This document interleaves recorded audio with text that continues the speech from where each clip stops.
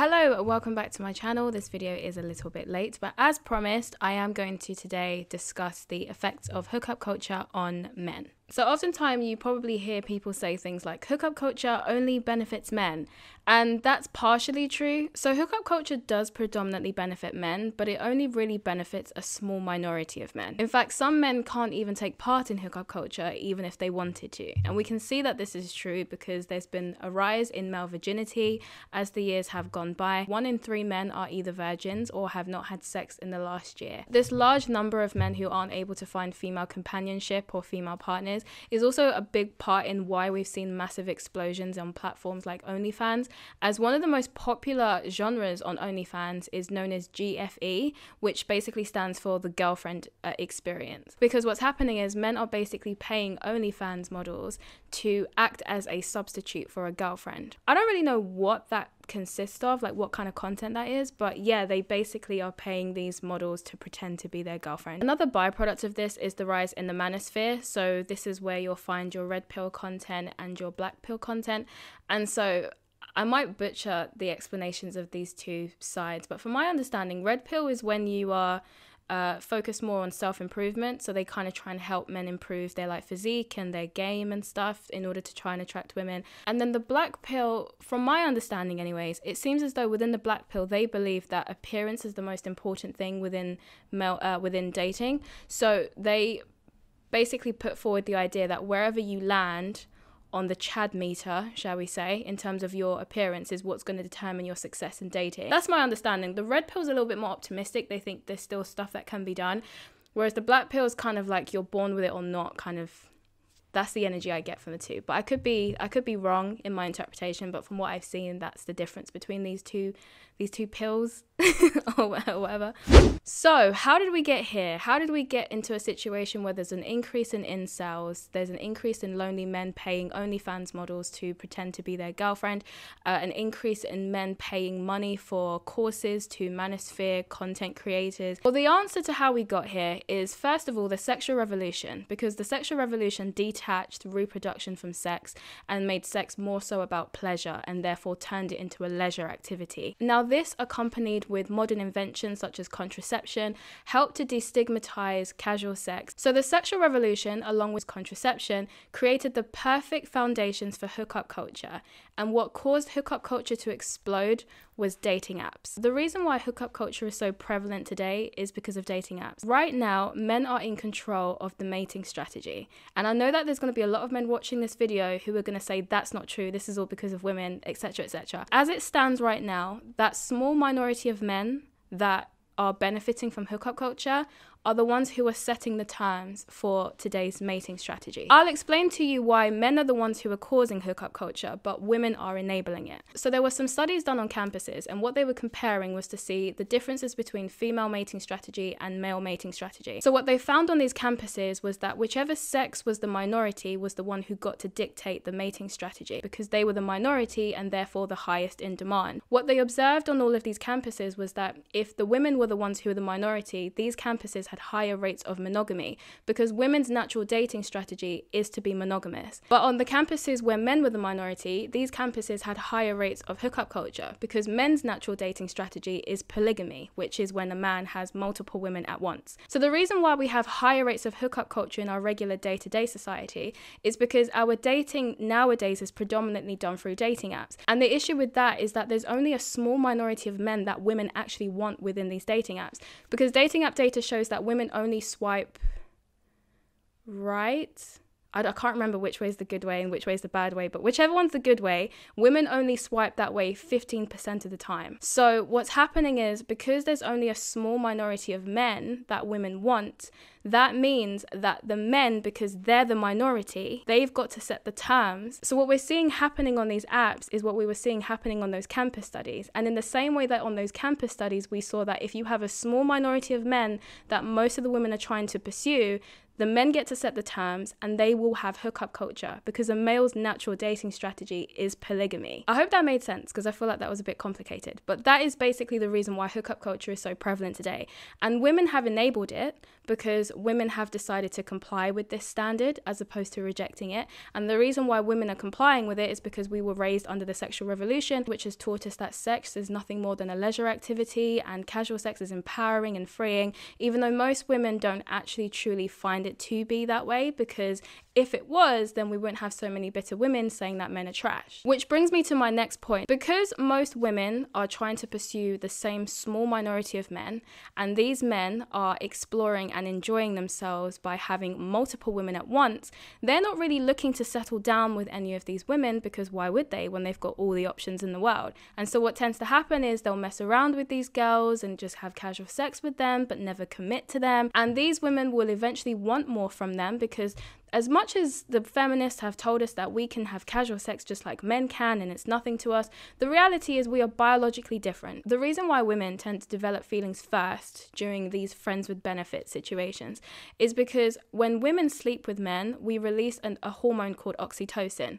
And this oxytocin is known as a bonding hormone. It causes us to form attachments and bonds with the person that we're sleeping with.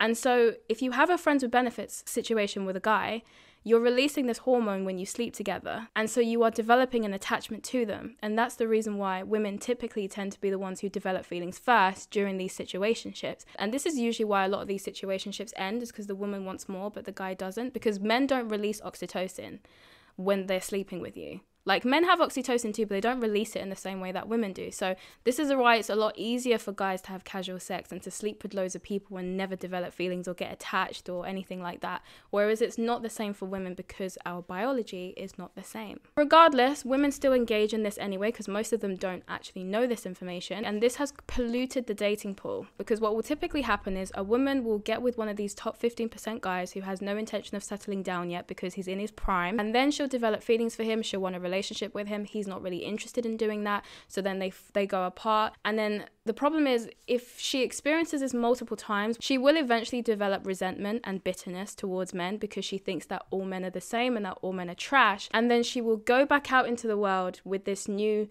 traumatized outlook.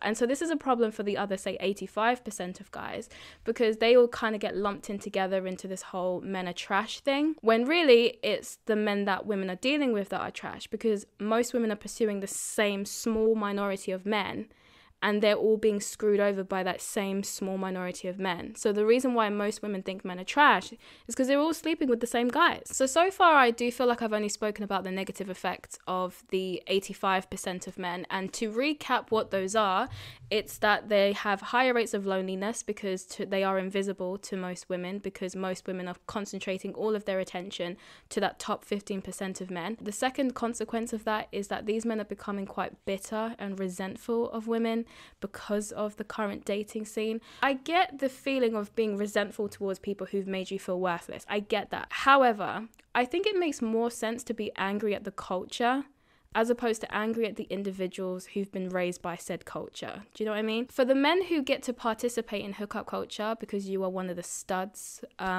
your time is also limited. It's all fun and games when you're young, but if you are one of the men who are considered very attractive and you are very popular with the ladies, you have a certain time frame to jump out of that hookup culture lifestyle.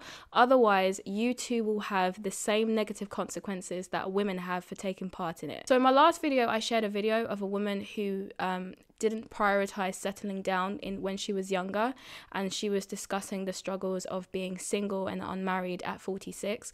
And today I'm also going to share a story of a man and his experience in a similar situation. So someone posted on Quora, is it hard to live as a bachelor your whole life? And so this was the top reply, and it was really popular. It got 1.1 million views and 21,000 likes. And so this is what they said. Yes, it sucks, and it sucks more as you get older. Speaking as a single 54-year-old man who has never been married, I can tell you that being alone as you get older is a scary and unpleasant proposition. As you get older, you become more aware and sure of your values and what you want. If you are not careful, you become inflexible and unable to negotiate those values.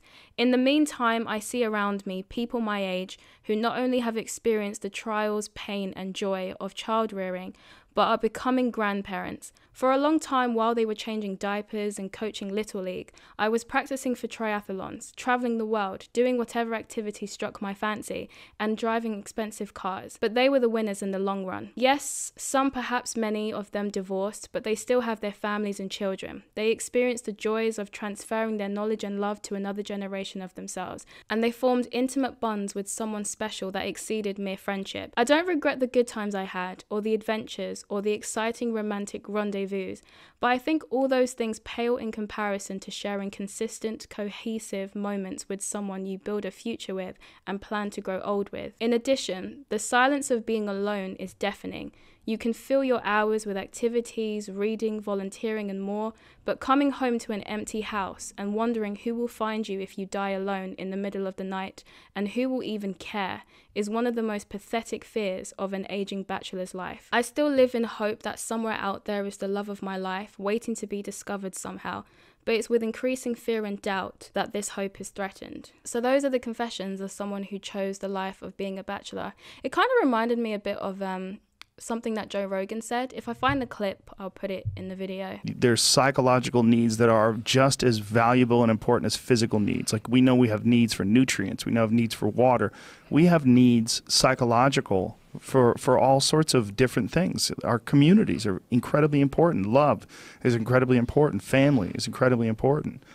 You know, I know some people that are older men that have been bachelors their whole lives, and they're childless, and now they're, you know, they don't have a deep connection with anybody, and they get to this very weird, strange place where they're like, is this it? Now I'm 70 years old, and I've never really had children, and I don't know what to do, and this is my life now. And it's they've all their friends have had families now, and their families, a lot of times the kids are grown up, and it becomes very, very strange. The ultimate final destination of hookup culture, for those who aren't able to get out of it quick enough, is loneliness. In that time that you're spending having casual, meaningless hookups or casual, meaningless situationships, that is time that you are taking away from finding someone you can actually have a meaningful relationship with and potentially have a family with, if that's something that you want for yourself.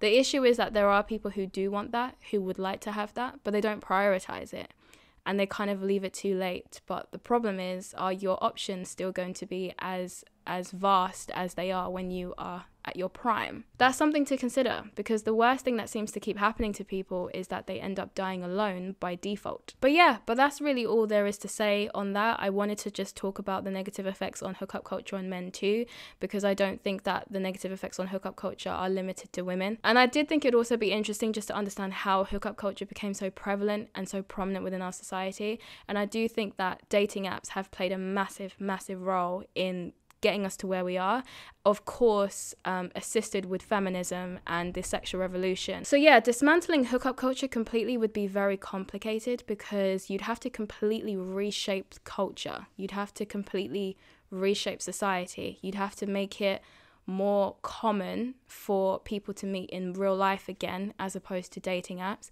You'd also have to have all the women come to an agreement that they're no longer going to sleep with men they're not in a relationship with, and I don't know how realistic that is. So yeah, I have no idea whether or not hookup culture can be dismantled or not, because like I said, all of the propaganda around the sexual revolution has gotten a lot of people thinking that casual sex is empowering. So you'd have to be completely going against what people have been learning since they were basically kids. So I don't know how optimistic I am about people going back to more meaningful, deeper connections with each other. I would like it, you know. I love love, and I think that everyone should have the opportunity to have a deeper, meaningful relationship with someone, because I see all the cute old couples holding hands, and it's just like, I don't know if my generation's gonna have many of that. It's quite depressing, honestly. But yeah, this is the video on the effects of hookup culture on men. I hope you've enjoyed it. I hope you found it interesting.